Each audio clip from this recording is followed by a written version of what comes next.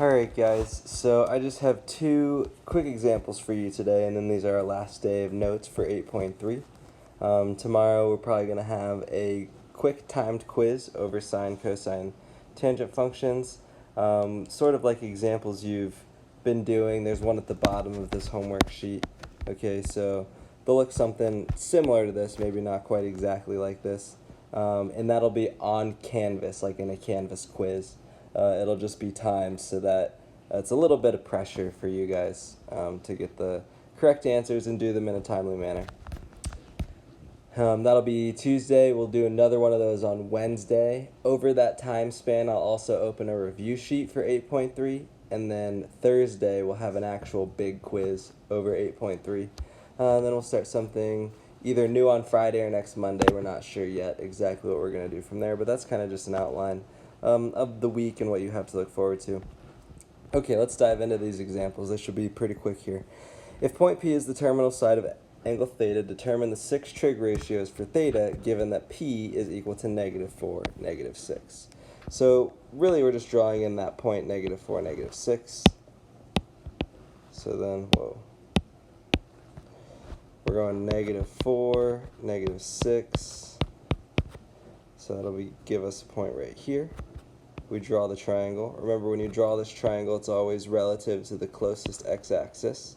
So that tells us the distance here is 4, the distance here is 6, and then we need to find the hypotenuse if we want to find all of the trig functions.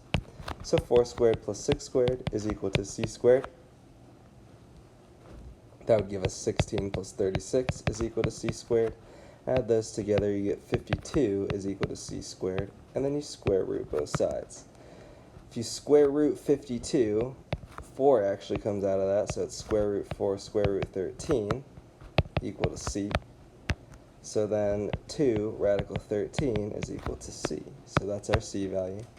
Now we need to write out the 6 trig functions. So we have the sine of theta, the cosine of theta, and the tangent of theta.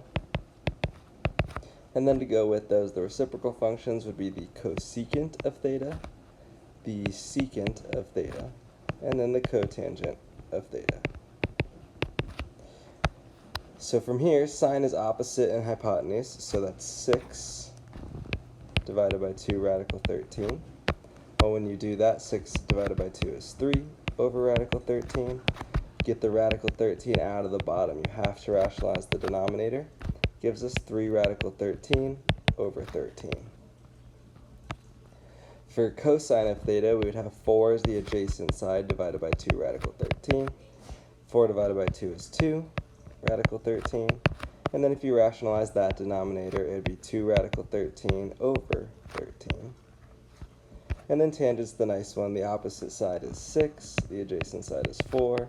That reduces to 3 over 2. If we're talking about the cosecant is the reciprocal function to sine. So then I'm just going to take the reciprocal of 3 over 13 right here, and that would give us radical 13 over 3. The reciprocal of the cosine is the secant, so the reciprocal of cosine is going to be radical 13 over 2. And then the cotangent is the reciprocal of the tangent, so we get 2 over 3.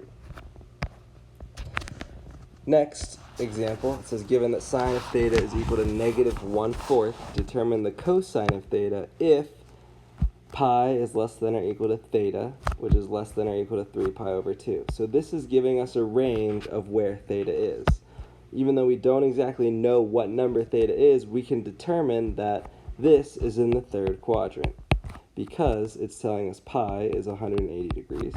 Which is less than or equal to theta, and theta then is less than or equal to 270 degrees. So that tells us it's in the third quadrant. So if we're drawing this, we're in the third quadrant, so that means we're coming down this way. It says -1 is the opposite side, 4 is the hypotenuse, so 4 is the hypotenuse, 1 is the opposite side. We know that this one is negative because we're in the third quadrant. So then it asks us to determine the cosine of theta. Well, the cosine deals with the adjacent side, so we need to find that. So 1 squared plus b squared is equal to 4 squared. So that's 1 plus b squared is equal to 16. So then b squared is equal to 15. Square root both sides. and we get b is equal to the square root of 15. So then the cosine of theta is going to be equal to the square root of 15 over 4. Now, we have to talk about what is the cosine. Is it positive or negative? Well, if we would plug in square root of 15 right here, we can see that we went left of the origin, so it's a negative 15. So then that would make the cosine of theta negative square root 15 over 4. And that would be the final answer. Okay, so those are the two examples for today, guys. The rest of this is all review, and it should all be done and turned in by the end of today. Okay. I've also posted a ton of unit circle practices for the quizzes both Tuesday and Wednesday. All the keys are also posted there, guys. So if you need more unit circle questions to practice, look at those, because I know you guys have been asking for more practice stuff. So as always, guys, if you have questions on absolutely anything, the practice questions, this worksheet, please come to office hours and let me know. Shoot me an email, let me know. I hope you guys have a great rest of your Monday.